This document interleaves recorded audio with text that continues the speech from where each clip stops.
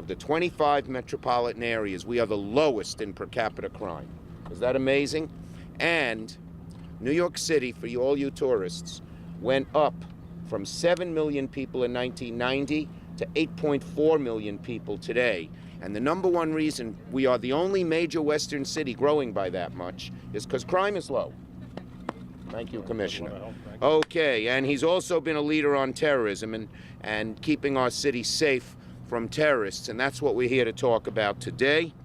As you know, on July 4th, the beautiful lady who stands in our harbor, who symbolizes America and symbolizes freedom to the world, will open to the public after it was damaged in Superstorm Sandy. And we pushed hard to get that done, and I want to compliment the National Park Service and former Secretary Salazar for making that happen. So, that is all good. But although Lady Liberty will be repaired and back to normal, not everything will be as it was before Sandy. The National Park Service recently announced that it will be changing the security process for tourists visiting the Statue of Liberty. And I believe that this change could cause serious problems and make those who travel there at greater risk than they are now. You see, before Sandy hit, and I've consulted with the police commissioner, and he and I have talked about this, and we are making a big push to get it changed. Before Sandy hit, visitors went through security right here at landside. They went through a strict security process before getting on the boats to go to Liberty and Ellis Islands. And everyone on board the ferry knew that the person sitting next to them had been screened and they were secure. It made a great deal of sense. But now, in the wake of Superstorm Sandy, the National Park Service wants to change the procedure. Under the new procedure, the National Park Service will scrap pre-boarding right here at dockside and instead have people screened after they get to Ellis and Liberty Islands. What does that mean? It means millions of Americans who visit this national treasure every year will be at greater risk because passengers will not be screened before they board the ferry.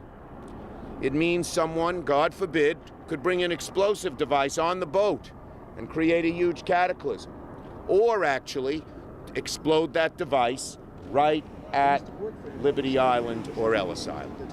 What a terrible thing that would be. It's sort of ridiculous. It's sort of saying we're going to screen people at airports after they get off the plane rather than before they get on the plane. It's that simple and that ridiculous. The Statue of Liberty is a national symbol, but unfortunately, in this world of terrorism, it's also a natural target for those who wish to do us harm, for those who wish to hurt people and make a so-called statement. I know that National Park Service cares deeply about the monument. And again, I want to compliment them. When we pushed them hard to get it open for the summer season, they did, and it's going to be open by July 4th.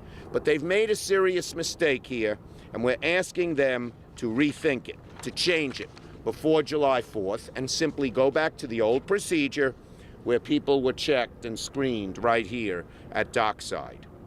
Look, it's been more than a decade since there was a terrorist attack on New York.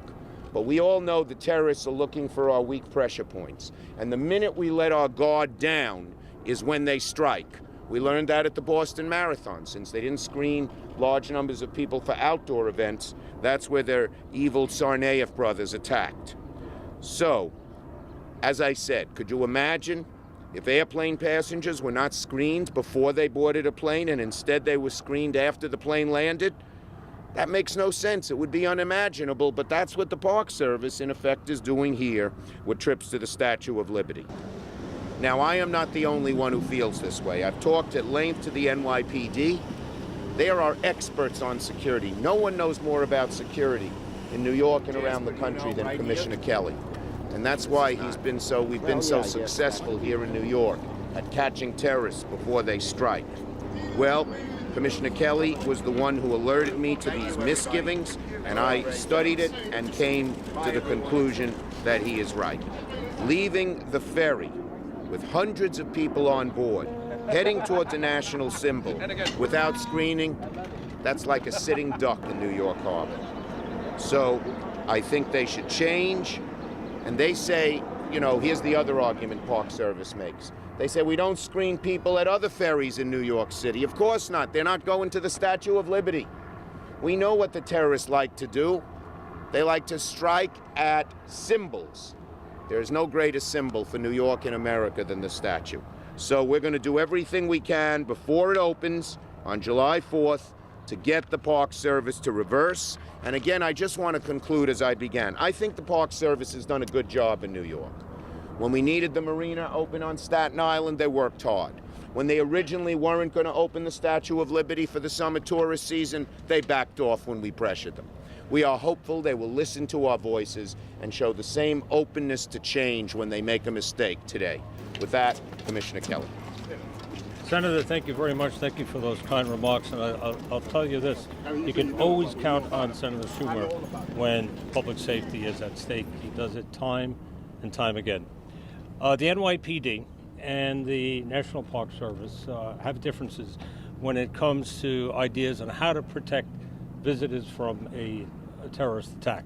Now, I have written a letter to the new Interior Secretary, Secretary Jewell, and what I've asked her to do is to revisit the decision that the Senator spoke about, moving screening from Manhattan to Liberty Island. Now, this screening was put in just after the horrific events of September 11th. And I can tell you, in our judgment, the threat has not abated. It simply makes common sense to have the screening done here.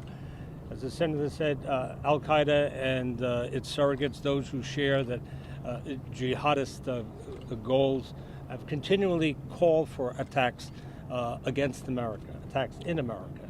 And certainly they have an interest in targeting locations that represent America. That's why we're concerned. That's why we're concerned about this shift in security.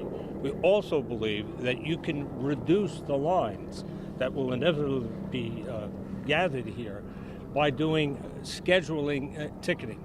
It's done at the 9/11 memorial. We think that you can do that and manage a regimen that has using all of the devices that are normally used to do this sort of screening. And again, as the Senator said, you can pay for this by increasing the charge, and of course there is a charge to go to Liberty Island. You can increase it nominally. So it is our belief that you can do an effective management of security screening and at the same time reduce the overcrowding that has occurred here in the past. And again, I want to thank the Senator for always being there for us when, certainly when major security issues surface. Thank you, Senator. Thank you, Commissioner, and thank you for the great job that you do.